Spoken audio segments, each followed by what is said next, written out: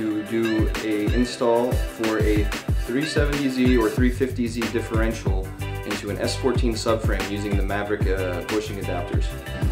So basically we're going to take this cover off. The stock 350Z rear cover, for some reason, they only put one stud in it.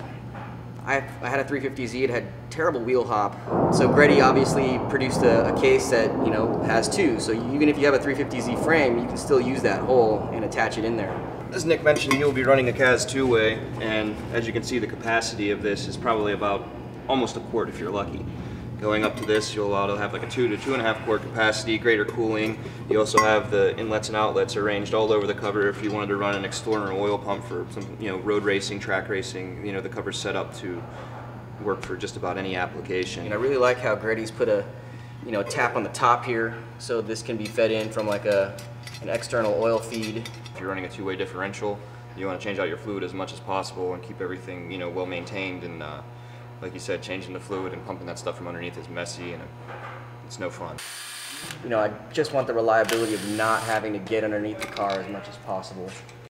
This is going to be the most popular modification that you can do to a 240 for reliability, for driveline. There is nothing better that you can do for the money. So this whole unit is capable of holding a lot more power and clutch kicks and abuse than what you would get out of any R200 S chassis differential. So at this point, in my opinion, this is the best bang for the buck you can do to keep your axles on your car. Well, first things first, we had to measure out our center lines on the bushings. We wanted to make sure that they would go in straight so they keep the diff aligned. And the easiest way to do this is to simply find center line and make a scribe mark. Preset the recess into the part, line your line up on both sides as such, and you're ready to press them in.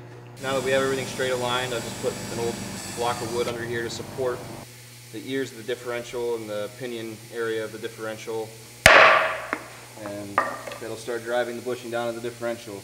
You're now locked in. Yeah, buddy. And once you're flush, there's no airline, no crack there, you're down.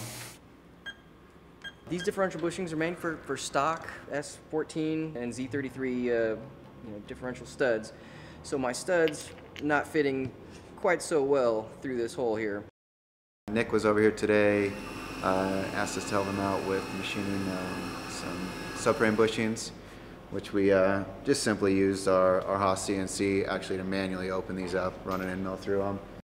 Kind of make these holes fit this bolt and give us a little more play so that we can make the most out of these Maverick Motorsports upper subframe mounts.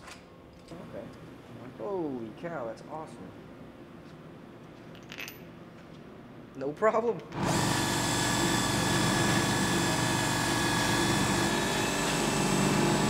And this part is just as simple as earlier.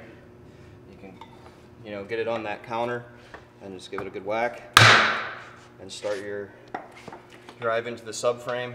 This one, there's no way you're getting this thing on a press.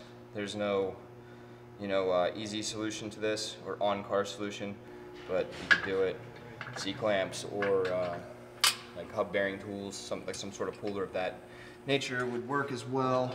And we have clearance here on these axles, which is great. Right. The goal for today was to get the differential into the subframe, and we also had to make sure that it would, the axles would clear the subframe.